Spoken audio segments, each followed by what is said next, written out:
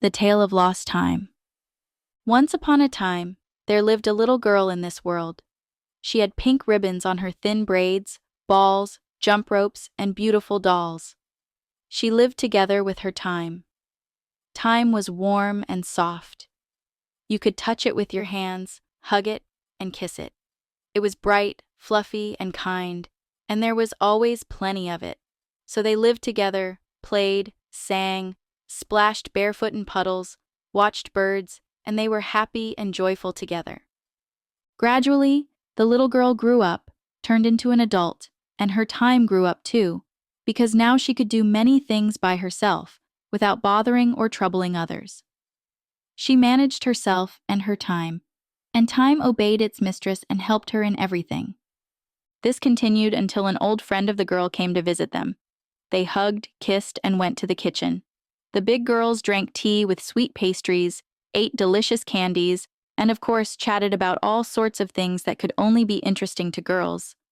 Time passed unnoticed during the conversations and gossip. It simply dozed off, sprawled in an armchair.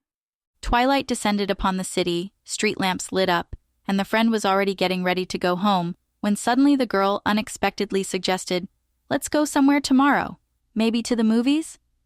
At this point, the friend put on a concerned, stern face, took out Long Lady's cigarettes from her purse, lit one, and, exhaling smoke through her painted lips, coquettishly said, "You know, I have absolutely no free time."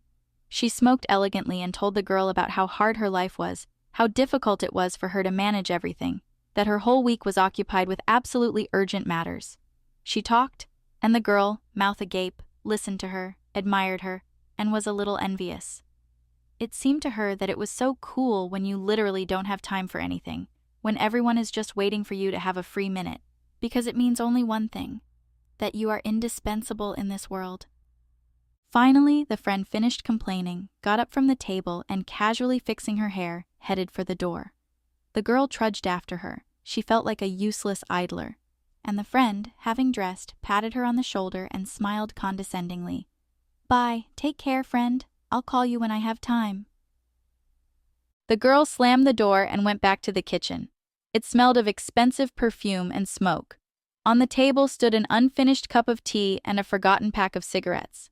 She thoughtfully took one out, lit it, and looking at herself in the mirror, languidly said, "I have absolutely no free time."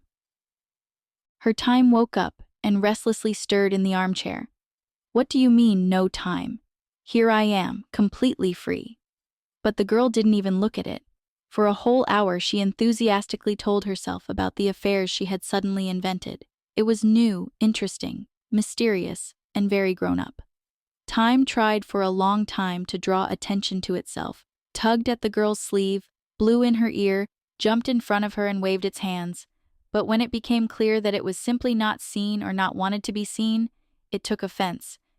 "If she's better off without me, let it be so," it decided and hid behind the wardrobe.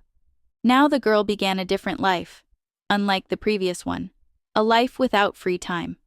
She liked being always busy, being a little late everywhere, impatiently tapping her foot while waiting for the bus, catching interested glances from passers-by, and, when the opportunity arose, telling friends about how she always lacks time, has no strength and time to do silly things, go to theaters, and meet with old acquaintances. She seemed to herself so needed, so busy, so successful. She liked the very thought that they couldn't manage without her there, that she was very much expected here, that without her, many things would not be done. And, strange thing, the more things she managed to do, the more of them appeared. Absolutely all matters seemed important and necessary to her, and not doing them seemed completely impossible. They grew and grew until they occupied all the free space around our girl, and compared to them, she was again so small and defenseless. She left home early in the morning and came back late in the evening. The day passed swiftly, and it seemed to have shortened by exactly half. Her home acquired a lonely and unkempt look, and behind the wardrobe in clouds of old dust sat her soft, warm time, sighing and waiting for the day when it would be remembered. And such a day came. Or rather, it was not a day, but an evening. the tired girl came home, took off her shoes, and sat on the couch. She had almost fallen asleep when unsolved. Planned affairs and problems began to peer into her face, push her in the side, and with anxious voices tell her that she shouldn't sleep, that there was no time for this, otherwise she wouldn't manage anything. The girl opened her eyes, looked around the dusty room, and cried bitterly, "How tired I am! I urgently need to rest. Where has my time gone? I certainly remember that it was always nearby, always until I started saying that it wasn't there. Maybe it got offended."